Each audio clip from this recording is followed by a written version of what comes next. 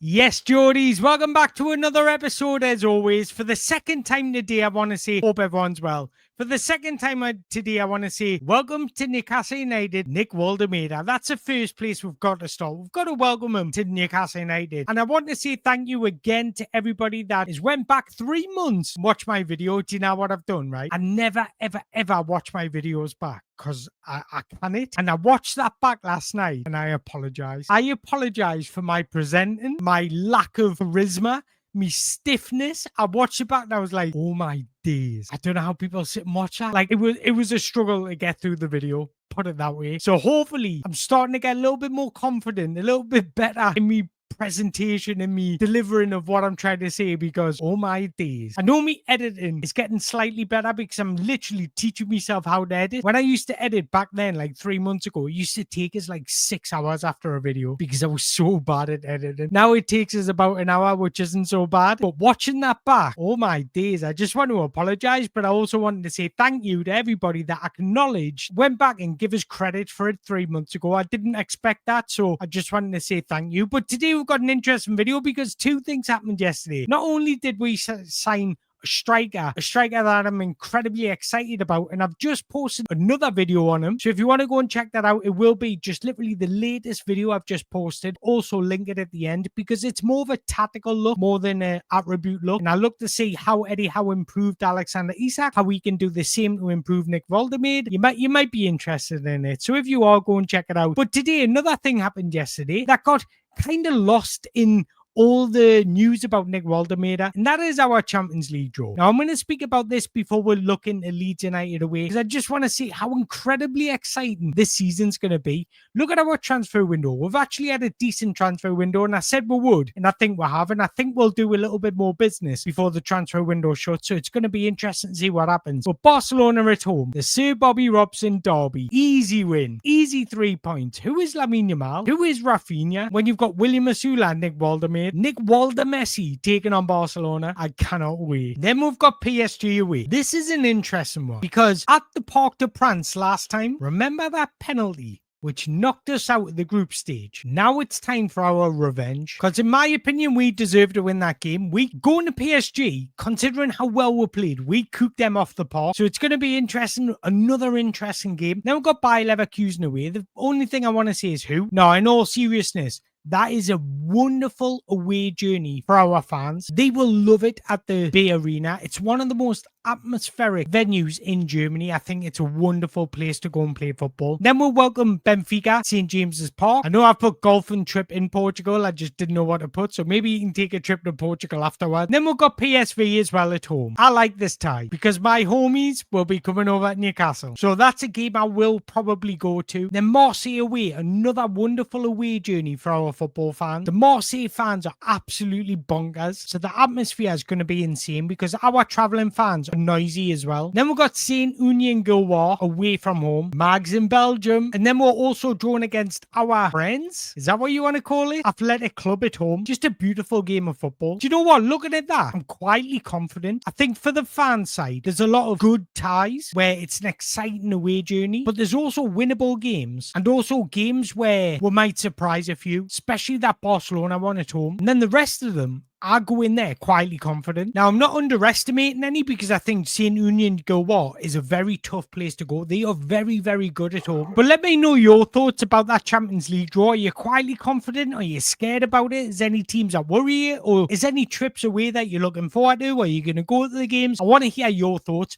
But what I've also done for you guys, so you don't have to do it, is I've also selected, let me get my big head out the way. With them, I've got a better one somewhere. Oh, I'm having a nightmare. There we go. I've also shown you what games we have before and after every Champions League phase game. So match day 1 is played between the 16th and 18th of September. That means before the game, we'll play Wolves at home. After the game, we'll play Bournemouth away. Now, we don't know the fixture schedule yet for the UEFA Champions League, but it's going to be one of those 8 games in those slots. So match day 2, we've got Arsenal at home, then Nottingham Forest away after. That is tough. The match day 3, we've got Brighton away. So imagine us playing away on that day. It's away to Brighton, then we could be playing away to PSG. again, that is tough, but Fulham at home is a nice game to have for a Champions League game, although they did beat us last season. And then match day 4, we've got 2 away games either side of the Champions League. So imagine having an away tie then. That's a lot of travelling for the boys. Match day 5, we've got Man City at home, Champions League game, and then Everton away. Match day 6, Burnley at home. After the game, Macom's away. So for match day 6, I'm hoping to have like Benfica at home or PSV at home. Somebody that is a little bit easier than an away tie at PSG, for example. Match day 7, Wolves away, Aston Villa at home. And then because match day 8 is so close to match day 7, come straight after Aston Villa at home. Then we've got Liverpool away after match day 8. But Liverpool will also play on the 28th of January. But again, they're tough fixtures before and after every single Champions League game. But in all honesty, every single fixture in the Premier League is tough. So we can pick and choose, try and pick and choose, but it's still going to be a difficult game. Because if we pick somebody like Bournemouth at home, Bournemouth battered us last season at home 4-1. So it doesn't really matter who you play afterwards, but that Macom's game away from home, I'd prefer that not to be at that date. But again, let me know your thoughts. Are you excited about this season? Or I'm honestly starting to get a bit giddy, especially now that we're starting to bring in signings. So as I'm recording this, the England team has just been announced, and congratulations to Dan Burn, Tino Livramento, Anthony Gordon, and I also want to throw in Elliot Anderson in there, who have all been selected by Thomas Tuchel. Yes, Geordie boys in the England squad. That's exactly what we like to see. And I had no doubt Tino Livramento was going to get in there because he was unbelievable for the under-21s and he's been unbelievable for Newcastle United. But look, we've got a game to talk about. And the game I want to talk about is Leeds United away. Because I'm going to be honest, guys, Elland Road is one of my favourite places to watch Newcastle United. It was actually my very first away game when my granddad took us when I was younger. So Elland Road has kind of got a little special place in my heart. And I preferred when Leeds are in the Premier League, and that is me being brutally honest. Don't support them before anybody asks. Growing up, Leeds were a Premier League side in my mind. So when they're in the Premier League, I like it because the games between Leeds and Newcastle United are always electric. The narrative drama, whether it's relegation battles, promotion chases, mid-table battles, the fixture often carries drama. That's even without even speaking about the fans. But the intensity of the games probably comes from the fan base. Both teams have a set of fan bases that are hardworking, loud, passionate. It's just incredible support. And in my opinion, both sets of supporters are among the best passionate fans in England. When I think of Leeds United against Newcastle United, I always think it's a battle. So I want to hear your predictions in the below. I'm going to give you mine right at the end. So in this video, I'm going to look at our record against Leeds United since 2020. We're going to look at what to expect from Leeds United. Has their style changed from the Championship to the Premier League? And then we're going to speak about Newcastle United, how they can beat Leeds United. Then we're going to predict some starting 11s. So let's start with Leeds United, because in the Championship, it was all about dominating possession. And these were the words used by Daniel Farke. It's all about being dominant. I want our players, protagonists on the pitch. I like to have the ball. If I could choose, I would have the ball for 90 minutes. He wants to keep possession. During the Championship, in general, their shape was a 4-2-3-1 system. In possession, their system changed to a 2-3-5 system, where fullbacks would push high, wingers would invert, and midfielders would rotate to create central overloads. Now, in the Leeds structure, especially when you're building out from the back, centre-backs are pivotal. They initiate deep build-up and dictate the tempo of the game. Now, the biggest difference I see from the Bielsa Leeds to the Daniel Farke Leeds is the much more of a cohesive team, covering for each other and creating a more well-rounded unit. Now, in the Championship last season, Leeds consistently ranked amongst the highest possession percentage and pass completion. They actually finished with the highest possession in the Championship last season, 61.3%. They had the highest touches in the middle third, highest touches in the final third, and the highest touches in the opposition box. So they were direct to play through the lines. So their fullbacks overlap while their wingers inverted to create dynamic attack and shape. Right, I'm just going to stop there because apparently there's been some more breaking news now. I don't know how true this is because it's not coming from David Ornstein or Fabrizio Romano. So until it really comes from them guys, don't tend to believe it. But apparently Davide Fratesi is agreed personal terms with Newcastle United from Inter. Now again, I'm not going to give him a scout report just yet. If he does sign, or it is close to signing, that's when I will do a scout report on him. But that gives you another reason to hit that like button, hit that subscribe button, because you don't want to miss out on it. I do my best to try and give you the best tactical insight. Sometimes it's not good enough, but I try my best. So getting back to this video, and Daniel Farke really wanted to control matches through possession, but he also encourages these players to be direct. However, things could change now that they've reached the Premier League. And in fact, things have changed since they reached the Premier League. So they've scrapped that 4-2-3-1 system, and both of their Premier League games, they've played a 4-3-3. So exactly the same system that Newcastle played. They beat Everton 1-0.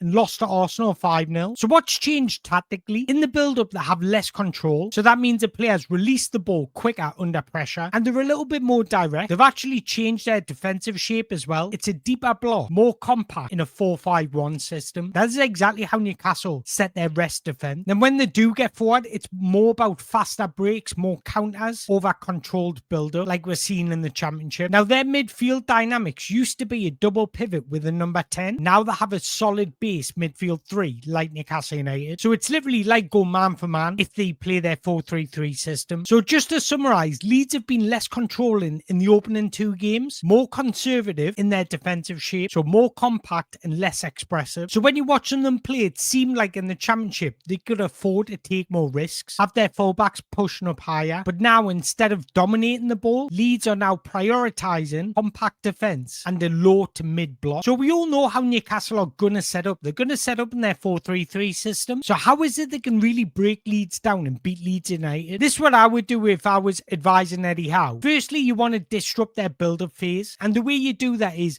Leeds heavily rely on their centre-backs in possession. So if you use a high press and block out passing lanes into the midfield, that forces Leeds wide. Their 2 fullbacks are not as press-resistant in possession, so they're more likely to make a mistake or give up the ball. Then you win the ball back high up the pitch, and you have a better opportunity of scoring a goal. My next point is overload wide zones in transition. As mentioned before, Leeds fullbacks push up high. That leaves space in behind the fullback. So if we have Tino and Lewis Hall overlapping to exploit the space and plenty of third man runs like Jacob Ramsey, we can really hurt Leeds United. That is perfect for our direct runners. Somebody like Anthony Elanga, Tino Livramento, Lewis Hall, Jacob Ramsey, they'll all thrive in space. My next point is compact central block. So do what we did against Liverpool. I mentioned that Liverpool want to play through the middle. Leeds are quite similar. So if we deploy the same defensive shape we did against Liverpool, which is compact the midfield, that will prevent Leeds from being able to progress through the central lane. And finally, stretch the pitch. Leeds' system narrows the midfield to control possession. If Newcastle want to counter this, stretch the pitch, that forces Leeds' fullbacks into a 2-on-1 situation, especially if their wingers don't track back. But it also takes away their attacking threat, because if their wingers don't track back, we've got to overload our wide. So it means they've got to track back, so they're not in advanced position when Leeds win the ball back. So if Eddie Howe deploys a similar style to what he did against Liverpool, this fixture will favour Eddie Howe's tactical style. If Newcastle stay compact off the ball and explode in transition, which is exactly what we're good at, we can prevent any sort of rhythm Leeds United want to get into. So I'm going to be honest, I actually think players like Jacob Ramsey will thrive in a game like this, because we need deep midfield runners. And with somebody like William Osula, he needs support up there. So giving Jacob Ramsey that license to express himself, be dynamic, run through the thirds, that's exactly what he wants to do. Now, what I would also do is start some offensive, high-intensity fullback. But before we get into my starting 11 prediction, let's have a look at some of the injuries or suspensions that we might have. So we all know Anthony Gordon is going to miss his first of 3 games following his red card against Liverpool. The bloody idiot. But then we also know Fabian Schär suffered a concussion against Liverpool and came off. Now it has been announced that he's available to play. Joelinton appeared to pick up an issue with his groin muscle. Now this injury looked like the worst of all 3, and reports suggest that he will miss the game. Sandro Tonali sustained a shoulder injury. Looked like he dislocated it. Now he's been confirmed fit against Leeds, but how fit will he be? Now, unfortunately, new signing Nick Waldemade will not be registered in time to face Leeds. Oh well.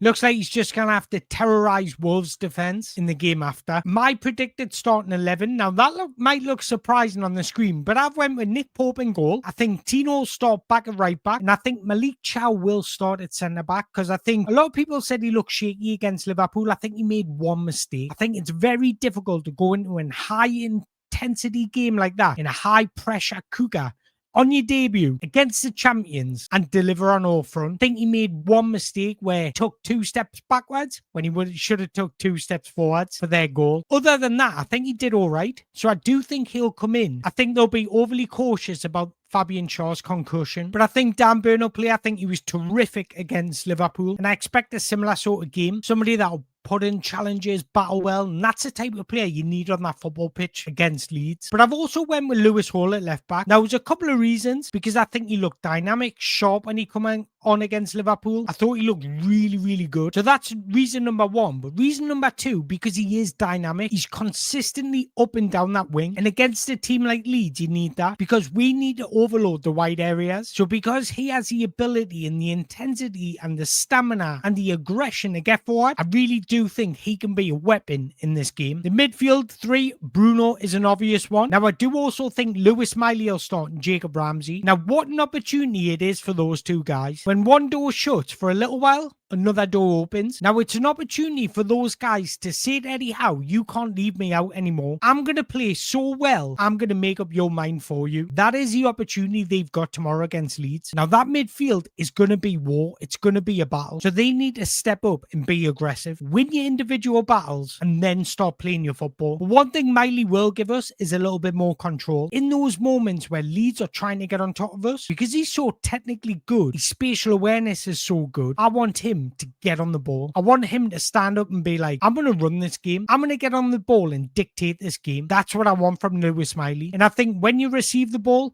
it's the movement around you that dictates the pass. This is why I think Jacob Ramsey is a good option to play alongside Lewis Milley. Jacob Ramsey actually has very good spatial awareness. He's so comfortable between the lines. During the 2022-23 season, he was only behind Kevin De Bruyne for passes received between the lines. Now, he's also a dynamic runner, so his off-ball movement will give Lewis Milley the ability to thread passes through the defence, which is exactly what he likes to do. And that's exactly how tactically I would be telling those two to play. But because Jacob Ramsey's so dynamic, he'll also support William Osula. Now, it's also a big game for William Osula, because for him, again, it's an opportunity for him to say to Eddie Howe, you can't leave me out. I'm going to play so well that I'm going to make up your mind for you. Now, he took his goal really well against Liverpool. I want to see him doing the same against Leeds. Being a little bit more clever.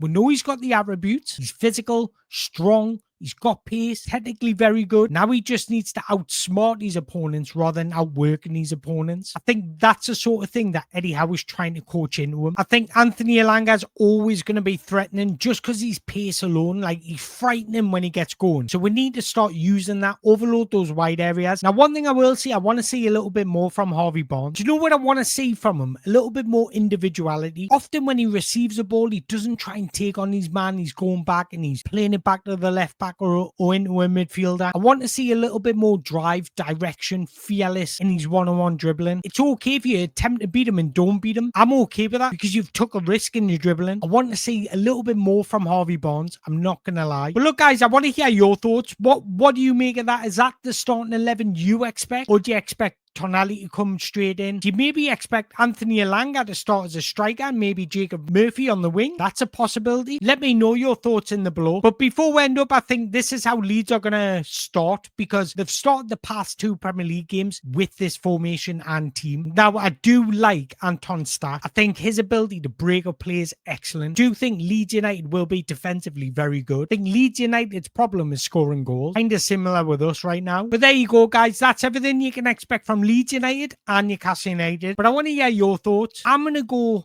Leeds United 1, Newcastle United 2. Don't forget to hit your predictions in the below. Don't forget to go and check out that new Nick Waldemade video. And if you've enjoyed this video, make sure you hit that like button, hit that subscribe button. And a couple of things I want to say. Have a good night. Enjoy the game. I will be doing a review after the game. And away the lads.